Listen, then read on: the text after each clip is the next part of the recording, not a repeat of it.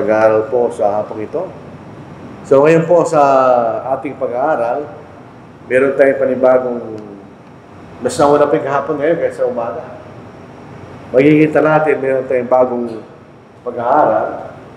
Ito po yung patungkol sa tayo po ay kaanib sa katawan, member of the body. Ito po sa Romans chapter 12 verse 5. So we being many, tayo po yung marami, as are one body in Christ, and individually members of one another. So, pag ang pinag-uusapan natin ay tayo kaanib sa katawan, ang pinag-uusapan natin, saan tayo? Sa pagiging anak ng Diyos, binibigyan ng diin na tayo ay mayroong proteksyon na galing sa Diyos dahil tayo kanyang mga anak. Pero pag sinasabing tayo kaanib ng katawan, saan tayo naroon? At habang tayo po ay naglilingkod at sumasamba sa Diyos. So dito po, tayo po ay isang katawan kay Kristo at miyembro tayo ng bawat isa kanya. Yun ang makikita natin. So bawat isa atin ay mayroong kaugnayan kaya sa isa't isa bilang kaanib sa iglesia ng ating Panginoon. Ang iglesia po ay inilalarawan bilang katawanan ni Kristo kanya. Hindi ito literal na katawan, katulad ng ating katawan. Pero kung makikita natin yung literal na katawan, kung anong relasyon ng bawat bahagi sa buong katawan, ganyan, gayon din tayo kay Kristo kanya. Para tayo nagkakaisang bahagi na kay Kristo Jesus. Dito sa Efeso chapter 1, verse 22 to verse 23, at kanyang inilagay ang lahat ng mga bagay sa ilalim ng kanyang mga paa. At ginawa siyang ulo ng lahat ng mga bagay sa iglesia. Ito salitang ulo, ibig sabihin siyang mayroong kapamahalaan, authority. Katulad ng ating ulo, siyang mayroong otoridad sa buong katawan. Siya masusunod sa paggalaw ng bawat bahagi ng ating katawan. Ngayon din po ang ating relasyon sa ating Panginoon. Siyang ulo ng lahat ng mga bagay sa iglesia na siyang katawan niya, ang kapuspusan niya na pumupuspos ng lahat sa lahat. Kasi pag sinasabi natin katawan ni Kristo, dalawang katawan niya eh. Dahil siya nagkatawang tao, meron siyang physical na katawan. Pero wala na yun. Nung siya nabuhay na baguli at umakyat sa langit, wala na kanyang physical na katawan. So pinag-uusapan natin dito ay kanyang spiritual na katawan kanya. Pag pinag-uusapan natin ang katawan ni Kristo, maliwanag po sa talatang ito na siya ang iglesia ng ating Panginoon. So, katawan ni Kristo ay walang iba kundi ang kanyang iglesia kanya. So, yun ang makikita natin. So, dahil ginagamit yung larawan ng katawan at siya yung ulo, alam din natin ang relasyon ng iglesia sa ating Panginoon. Maliwanag na siya nasusunod sa lahat ng mga bagay kanya sa loob ng iglesia kanya. Kasi siya ulo ng katawan, makikita natin. Itong salitang iglesia ay ginagamit sa dalawang pagkagamit. Isa lang yung kahulugan. Ang kahulugan ng church, yung mga tinawag kanya. So, tinawag tayo mula sa larangan ng pagkakasala sa pamagitan ng Ebanghelyo, tayo tinawag patungo sa kanyang iglesia kanya. So, ito yung ginagamit sa dalawang paraan. Number one, yung tinatawag na universal sense. Simple lang po yan. Ito'y tumutukoy sa lahat ng naligtas. So, hindi ito tumutukoy sa isang particular na kapuluhan ng mga kapatid. Ito yung lahat ng naligtas sa Ebanghelyo, sa pamagitan ng Ebanghelyo. Kailangan nating unawain na hindi lahat ng nabautismuhan ay maliligtas. Dahil hindi naman lahat ng nabautismuhan ay sumampalataya.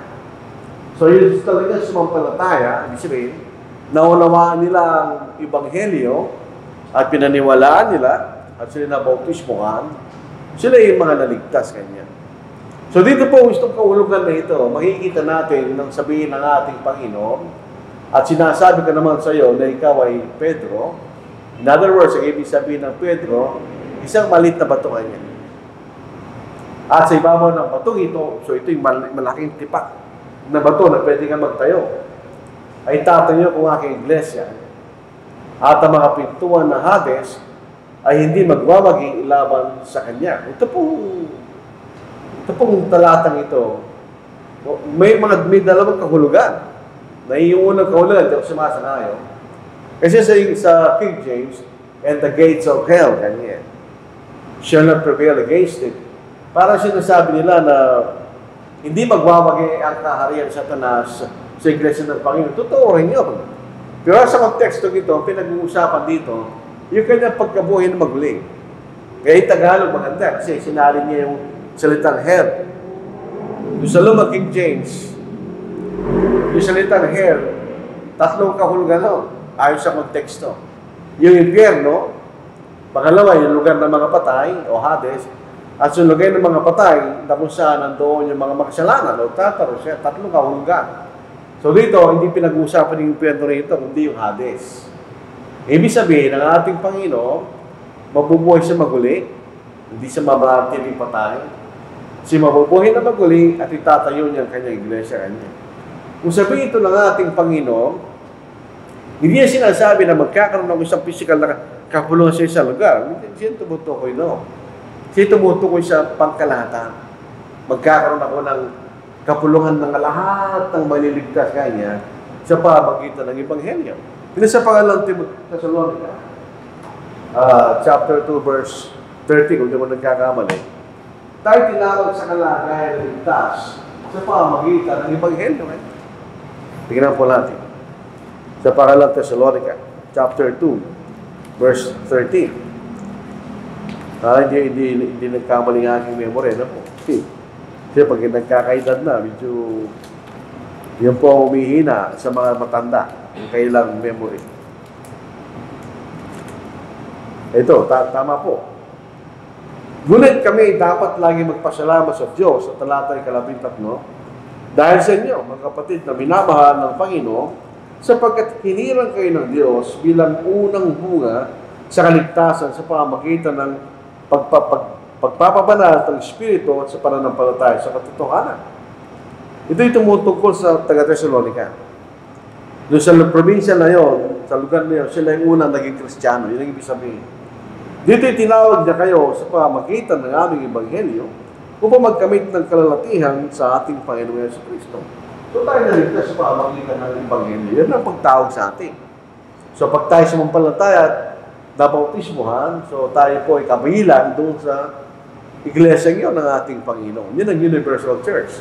Kabilang tayo sa lahat ng mga maliligtas. Kanya, buhay at patay. Yung makikita natin. Kaya yung dito po sa Gawa, chapter 2, verse 47, dito natin makikita na mayroong pagkakaiba yung salin sa English, sa King James, at saka New King James, doon sa ibang mga salin. Ang New King James at King James na nagsasalin ng ganito: praising God and having favor with all the people, and the Lord added to the church daily those who were being saved. Kanya. So lahat ng naligtas, nasaan sila? Kaya nasa iglesia ng ating Panginoon. Yung pag sinabing naligtas, yung tunay na naligtas. Yung tunay na sumampalataya, tunay na nagsisi, tunay na ipinahid na kailang paniniwala sa ating Panginoon bilang anak ng Diyos, at sila namautismohan. So the moment na tayo sumunod sa Ebanghelyo, idinaragdag tayo ng Panginoon sa kanyang iglesia kanya. So yan ang Universal Church. Halimbawa, tayo sa Angeles, may mga ibang kongregasyon sa iba't ibang lugar. Lahat ng ligtas sa mga lugar na yon ay nasa pangkalatang iglesia o Universal Church kanya. Ang kailang mga pangalan ay nakatala sa aklat ng buhay. Yun ang tunay na maliligtas. So hindi lahat ng nabautismuhan ay maliligtas. Ay minsan hindi man mananatiling tapat. Pero inuutusan din tayo ng ating Panginoon na yung bawat individuo na Kristiyano na sumunod sa Ebanghelyo ay kinakailangan maging kaanib sa isang lokal na kapuluhan. So, dalawang kahulugan. In other words, hindi ka pwedeng sumunod sa Ebanghelyo tapos hindi ka na maging kaanib ng isang global church. Kailangan ka maging kaanib. Yun ay bahagi ng kautusan ng ating Panginoon. For example, si Saul na naging Paul, ano po? And when Saul had come to Jerusalem, dahil mayroong iglesia doon, yung kaunang-unang kapulungan, he tried to join the disciples. So siya sinikap na maging kabilang sa mga alagad o miyembro sa Iglesia sa Jerusalem, but they were all afraid of him. Hindi nakapagtataka na sila takot. Dahil previously sa Acts chapter 8, chapter 9, siya'y nag-uusig at pumapatay ng mga Kristiyano. Eh, wala namang internet na, walang Google, walang galon. So mahirap pong malaman kung ano yung katotohanan sa panahon na yun. And did not believe that he was a disciple. Kaya lang, kilala siya ni Barnabas. Si Barnabas ang nagsabi sa mga kapatid, sa Jerusalem na si Pablo ay tunay na alagad. So, doon ay tinanggap nila si Apostle Paul din kaanib sa iglesia sa Jerusalem. Para makita natin ng isang halimbawa, ang isang local church, ito'y binubuo ng mga alagad sa isang particular na lugar. And they are organized bilang isang local church. Halimbawa, dito sa 1 Corinthians chapter 1, verse 2. Sa atin din, halimbawa sa Angeles. Sa iglesia ng Diyos na nasa Corinto, kanya. So ito yung mga kapatid na nasa Corinth. At sila po ay na-organize bilang isang local church sa kailang sarili, kanya. Sa mga ginawang banal kay Kristo Jesus, mga tinawag na banal, para maunawaan natin itong banal-banal na yan, ilagay natin sa ating kaisipan na iniwalay. So, ang literal na kahulugan sa iglesia ng Diyos na sa Corinto, mga iniwalay kay Kristo Jesus kanya. Mga tinawag na iniwalay. So, tayo sinipagay. Kasama ng lahat na sa bawat lugar, ito tumatawag sa pangalan ng ating Panginoon Yesu Kristo na kanila at ating Panginoon. So, malalaman natin. Bagamat itong sulat na ito ni Pablo ay sunod sa mga taga-Corinto, pero tayo na tumatawag sa pangalan ng Panginoon, ito yung sulat para sa atin. Para matuto tayo sa mga bagay na nakasulat sa aklat na ito. So, yung banal, ibig sabihin, tayo hiniwalay. Hiniwalay tayo mula sa kasalanan, patungo sa buhay na sumusunod tayo sa Panginoon, na hiwalay sa kasalanan. So, ito isang halimbawa ng isang local church, yung nasa Corinto. Ito yung particular na lugar, ito yung syudad sa Achaia, sa Greece, na ito yung pangulayang lungsod, at may mga kapatid doon, katulad natin, na organized bilang isang local church. So, ginagawa sa dalawang paraan. Yung Universal Church, yun ang binubuo ng lahat ng mga ligtas, patay at buhay. So, hindi natin nakikita yun. Ang nakikita natin yung local church. Yan ang visible na nakikita natin iglesia ng ating Panginoon. Yung pangkahalatang iglesia, hindi natin nakikita yun. Makikita lang natin yun sa langit. Pag tayo dinala ng Panginoon sa langit, sa kanyang pangalawa, galing pagdating sa atin. So, tingnan ninyo, ano po, bawat alagad ay may relasyon sa Diyos. Bawat sa atin, halimbawa, tayo itong mga tao ito, mga Kristiyano yan, meron tayong relasyon sa Diyos. Itong relasyon natin sa Diyos, ito yung tinatawag nating Universal Church, ibig sabihin. Meron tayong relasyon sa Diyos bilang kanyang niligtas sa pamagitan ng kanyang Ebanghelyo. So, bawat isang tunay na sumunod sa Diyos, kanyang Ebanghelyo, ay may relasyon sa Diyos. Ito yung tinatawag nating Universal Church. Yan natin. Pero, pag tinitignan natin yung local church, ito ang relasyon natin sa isa't isa. So, bawat isa sa atin, may relasyon sa isa't isa. So, ito, pag pinag-uusapan natin ang local church, ito yung tinatawag natin, fellowship natin sa isa't isa. So, dito tayo sama-sama gumagawa, sama-sama nananalangin, sama-sama nagpupuri, etc. Pero pag pinag-uusapan yung Universal Church, tayo yung may relasyon sa Diyos sapagkat tayo nilito sa pamagitan ng Ebanghelyo. Posible na may mga sabi ako kanina na bagamat sumunod, pero hindi talaga naligtas dahil hindi talaga sila sumunod. So, ang bawat alagad na tapat, meron tayong relasyon sa Diyos. Yan ang vertical relationship natin sa Diyos. Pero tayo kabilang sa local church, meron tayong horizontal relationship. Yung relationship natin sa isa't isa, nasama-sama tayong gumagawa at nagkakaisa bilang alagad ng ating Panginoon sa isang particular na lugar. So yun makikita natin para maniwalag sa ating kaisipan. Yung mga tunay na sumampalataya, yan, may relasyon sa Diyos. Kabilang sila sa Universal Church. At the same time, inutusan tayo ng Panginoon na na tayo maging kaanib sa isang local church. So ito ay fellowship sa Diyos. Ang local church ay fellowship natin sa isa't isa. Habang tayo sama-samang gumagawa at naglilingkod sa Diyos, yun makikita natin. So yung pagkakain ng universal at saka local church, posible na may mga tao, kapatid sa local church, na hindi walang relasyon sa Diyos. Kasi hindi sila tapat, o hindi man talaga sumampalataya sila ng bautismo, wala silang relasyon sa Diyos. Pagkabat kasama natin sila sa local church, kasi hindi naman natin nababasa yung puso nila. Pag nakita natin yung taong sinabi, ako sumasampalataya, na bautismo, tinatanggap natin siya. Pero kung hindi siya tuloy na po sumampalataya, hindi naman siya tinanggap ng Diyos. May example, si Pablo ay tunay na sumampalataya at bautismo, ayaw siyang tanggapin. Ito yung halimbawa na tinanggap siya ng Diyos, dahil tunay naman siyang sumunod sa Ebanghelyo, pero ayaw siyang tanggapin ng mga kapatid. Dahil sa paniniwala hindi siya kapatid. So, makikita natin yung pagkakaiba mga kapatid ng universal at saka local church. Ngayon, ang pasilin natin, ano ba bakit kailangan tayo kabilang sa iglesia ng Panginoon? Anong benepisyo nun?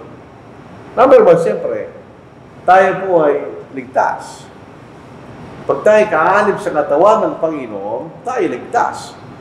Tayo niligtas sa pamagitan ng Ebanghelyo. Ang kaligtasan ay nakakatagpuan sa iglesia ng ating Panginoon at hindi sa labas. In other words, ang iglesia ng Panginoon, hindi siya tagapagligtas. Siya yung repository ng mga niligtas. So kung wala tayo sa iglesia ng Panginoon, hindi ka ligtas. Hindi ka kabilang sa iglesia ng Panginoon, hindi ka ligtas. Ito pa yung mahalagang bigyan natin ng diin. Dahil maraming mga iba-ibang klaseng iglesia nakikita natin sa panahon na ito. Napakarami nun. Hindi sila ligtas. Dahil hindi sila kabilang sa iglesia ng ating Panginoon. Tingnan niyo yung salita na po. Doon po sa Acts chapter 2, verse 41, yung nagkakamali, ibig mga sumunod at sila ay sumampalataya. Basahin natin. Di ba sabi ni Apostle Peter, kasama ng labing, magsisi kayo at ang bawat sa iyo magpabautismo sa pangalan si Kristo sa ikapagpapatawad ng mga kasalanan at tatanggapin niya ang kaloob ng Espiritu Santo. Pero hindi pa natapos doon.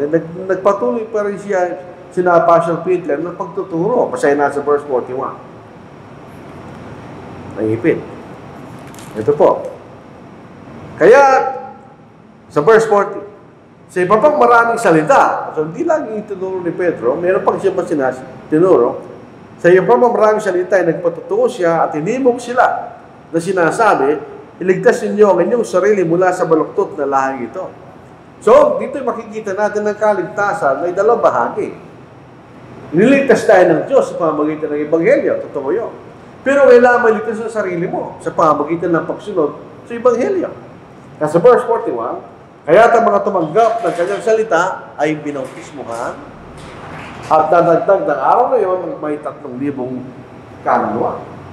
So, makikita natin yun ng mga kauna-unang grupo ng mga kapatid.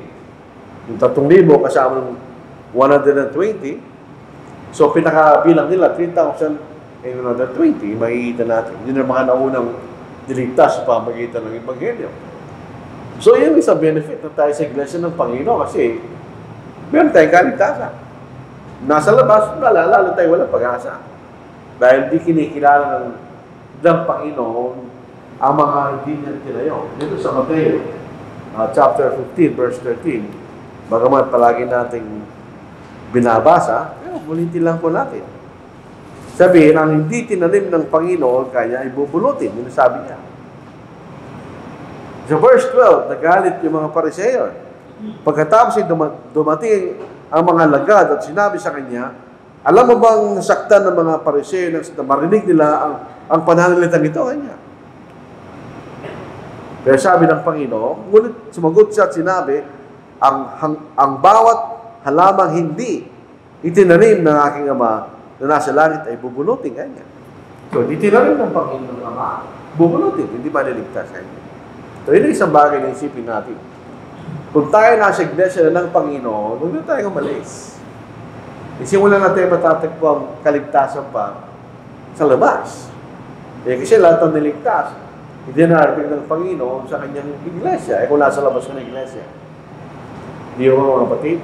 Dito sa Ephesians 5 verse 23, sapagkat ang asawang lalaking ulo ng asawang babae. Itong salitang ito, hindi nangangahulugan na yung lalaki ay mas superior sa babae. Hindi, parang lang silang mahalaga. Magkaiba lang kailang gawain. Kasi kung walang babae, hindi rin uubra yung lalaki. Kung walang lalaki, mahirapan din yung babae. Kung magkasama kayo, yun ang pagbubugulong ng dalawang magkaiba. Sapagkat ang asawang lalaki, ulo ng asawang babae, gaya ni Kristo na ulo ng iglesia. Sipin natin mabuti yun. Ibig sabihin, kung tayo sumusunod sa ating Panginoon, sapagkat siya ulo, yung mga babae ganun din sa mga asawa nila. Pero ang pinaka-importante sa talatang ito, na siya ang tagapagligtas ng katawan. So kung meron tayong dalawang kaligtasan, yung unang kaligtasan, nung tayo sumumpalataya, nagsisi, nagpahayag ng ating pananampalataya sa pamamagitan ng bibig, at tayo na bautismuhan para sa kapagpapatawad ng ating kasalanan. Yan ang unang kaligtasan. Yung pangalawang kaligtasan, pagdadala tayo sa langit.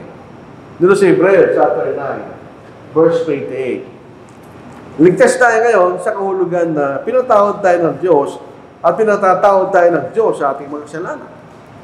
Kasi pag nagkasala tayo, humingi tayo ng tawad sa Panginoon, di ba? Pero pagdating ng Panginoon sa pangalawa at huling pagkakataon, kaligtasan sabi sa natin. The verse 28, ay gayon din naman si Kristo na inihandog na minsan upang dalhin ng kasalanan ng marami. Yun ang unang dahilan ng pagdating niya para mamatay siya at mapatawad ang kasalanan ng marami kanya. Dahil din naman lahat ay sumunod. Ay magpapakita sa ikalawang pagkakataon, ikalawa at huling pagkakataon, hindi mo pang harapin ang kasalanan. Wala na siyang pakialam sa pagpapatawad. Tapos na yun. Kung di mo pang iligtas ang mga sabik na naghihintay sa kanya, iligtas na tayo niligtas. Sa kaparusahan sa impyerno, dadalhin tayo sa langit. So yun ang ibig sabihin sa tagapagligtas ng katawan. In other words, kahit napatawad tayo sa ating mga kasalanan, kung di tayo nagpatuloy sa paglilingkod, hindi rin tayo niligtas ng Panginoon. Hindi rin tayo makakating sa langit. So, kung tayo nasa loob ng katawan ng ating Panginoon, at tayo na natiling tapat, ay tayo niligtas ng Panginoon. Pagdating ng pangalawang at ulit kanyang pagdating. Tulad na basa sa Hebrews chapter 9. Lahat ng mga biyaya ay nakay Kristo at hindi sa labas. Ito po makikita natin dito.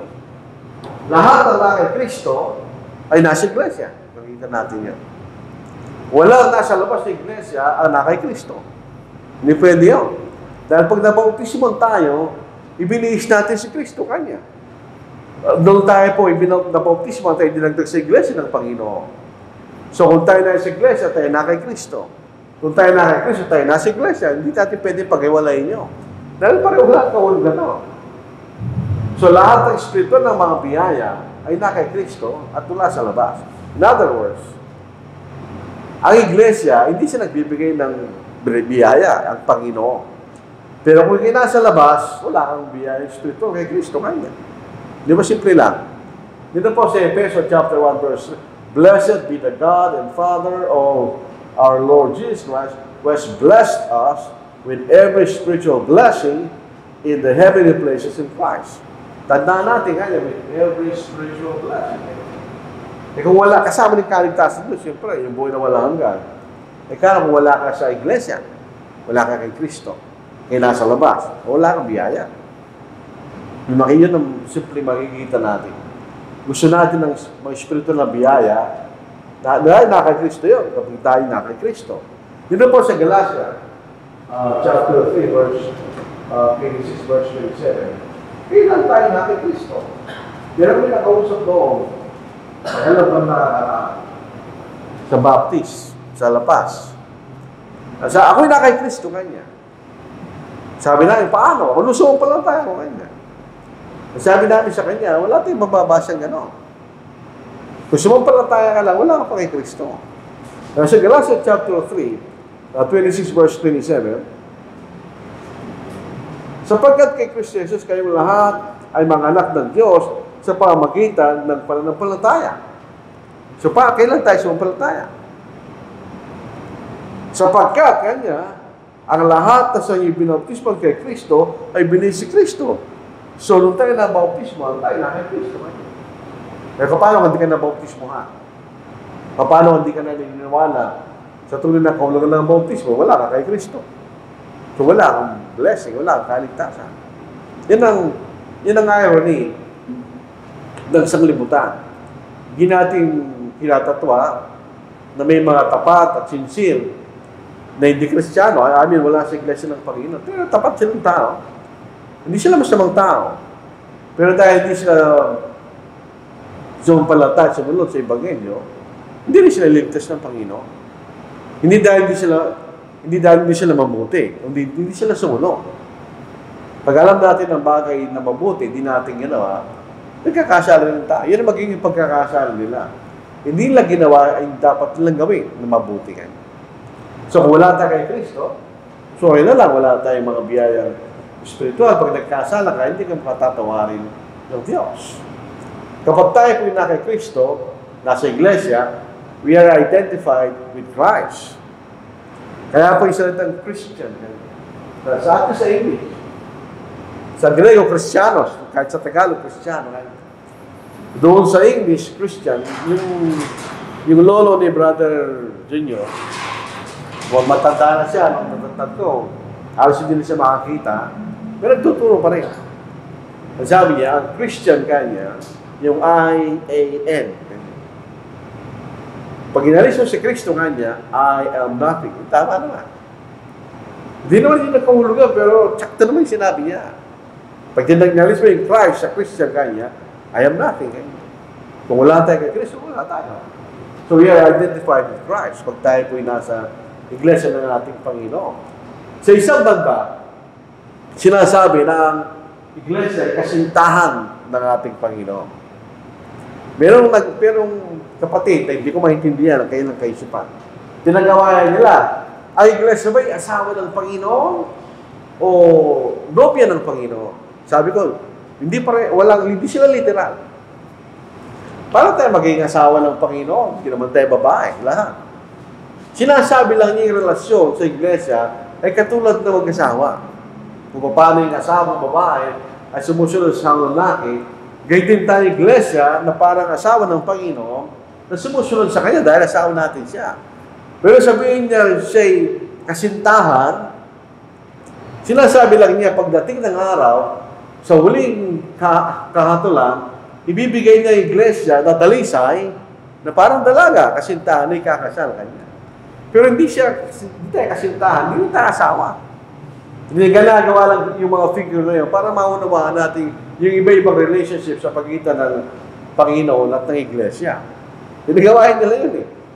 Pero makita na sa 1 Corinthians chapter 12 verse 27, now you are the body of Christ and members individually. Sininyo na? Tayo nagkakaisa sa katawan ni Kristo kanya. Pero we are members of one another kanya. Kung titignan natin ng katawan, ganun din. Lahat ng bahagi ng katawan ay bahagi ng isa't isa. Dahil pagka may nangyari sa bahagi ng ating katawan, apektado yung buong katawan. Kaya kahit yung bawat bahagi ng katawan ay kahanap ng bawat isa. Yung kita natin.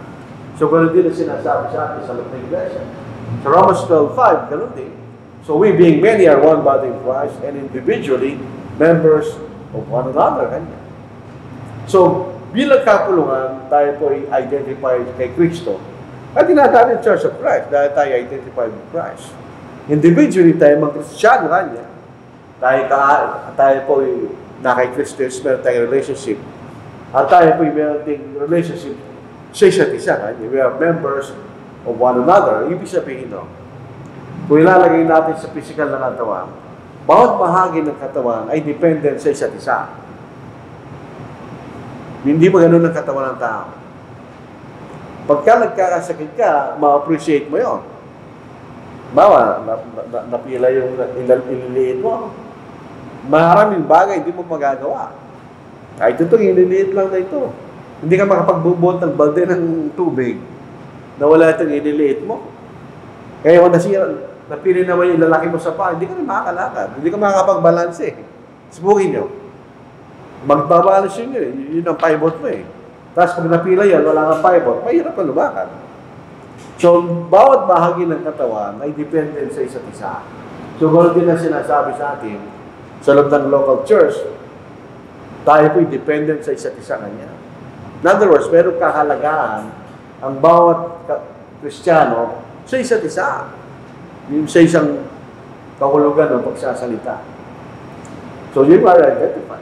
Ngayon, kung hindi tayo identify sa ating Panginoon, ito po ay kaparusahan, eternal damnation. Kung hindi ka kinikilala ng Panginoon, in other words, hindi ka identified sa isang Kristiyano, hindi ka kilala ng Panginoon. Yung lahat ng mga Kristiyano, kilala ng Panginoon sa pangalan. Kaya dito, basahin natin. Doon sa John chapter 10, tapusin na po natin dito. Dito sa John chapter 10, sinabi rito ang ating Panginoon ay ang mabuting pastol kanya. At bilang mabuting pastol, kilala niya kanya ang kanyang mga tupa, at ang mga tupa ay kilala nila ang kanilang pastol kanya. Basahin po natin. Sa verse 11, ako ang mabuting pastol. Ibinibigay ng mabuting pastol ang kanyang buhay para sa mga tupa. Ang upahan kanya ay at hindi pastol at hindi may-ari ng mga tupa na makita dumating ang asang gubat ay pinababayaan ng mga tupa at tumatakas at inaagaw sila ng asang gubat at ikinakalat. At sa verse 14, ako ang mabuting pastol, kilala ko ang sariling akin. Sila identify sa ating Panginoon at kilala ko ng sariling akin. Kanya. Ngayon, dito po sa talata nito, sa Judgment Day, may mga tao na magsasalita sa ating Panginoon na sila naglingkod sa Panginoon. In other words, hindi naman sila nambobola. Sinasabi nila yung totoo na kailang ginawa sa pangalan ng ating Panginoon. Hindi sinasabi ng Panginoon na kayo ay nambobola. Hindi sinabi yun. Totoo yung sinabi nila. Totoo nilang ginawa yun. Sayin natin. Yun po sa verse 21. Hindi lahat ng nagsasabi sa akin, Panginoon, Panginoon, ay papasok sa kaharian ng langit, kundi gumaganap ng kalooban ng aking Ama na nasa langit. Sa araw na yon, in other words, Judgment Day, sa araw na yon, ay marami ang magsasabi sa akin, Panginoon, Panginoon, hindi ba nagpropesya kami sa iyong pangalan niya? Sabi rito. At nagpalayas kami ng mga demonyo sa iyong pangalan. At sa iyong pangalan, gawa kami ng maraming gawang makapangyarihan. At kung magkakaroon sa ipahayag ko sa kaila, hindi ko kayo kilala kailanman. Ganyan. Lumayo kayo sa akin, kayo mga gumagawa ng kasamaan. Pero mas maganda kayo sa inyo. Ito po tayo literal na kahulugan ng salitang kasamaan. And then I will declare to them, I never knew you. Depart from me, you practice lawlessness. Lawlessness, hindi kayo sumunod. Pag hindi tayo sumunod sa Panginoon, hindi tayo identified sa ating Panginoon. Hindi tayo kilala ng Panginoon. Yung napakalungkot po naman. Pag siya ay miyembro ng isang denominasyon na hindi alam ng Panginoon, siya lahat ng denominasyon nagsimula much later. Hindi sila kilala ng Panginoon. In other words, wala siyang kaugnayan doon. Kung sinasabi natin yung pinanggalingan natin pananampalataya, walang kaugnayan ng Panginoon doon. Yung Baptist Church, etc. Hindi walang kaugnayan ng Panginoon doon. Ang alam lang niya, yung iglesia yung itinayo niya. Kung hindi kayo member doon, ikaw yung kilalagan niya. So dito makikita natin ang kahalagahan na tayo po ay kabilang sa iglesia ng Panginoon. Nasa lugar tayo, nasa tamang lugar. Nasa tamang katayuan. Kung tayo kaalim sa iglesia ng Panginoon. So dito po natin tatapusin pansamantala ang ating pag-aaral kasi mahaba ito eh. At tayo po papunta sa pakalang bahagi ng ating paglilingkod sa Panginoon.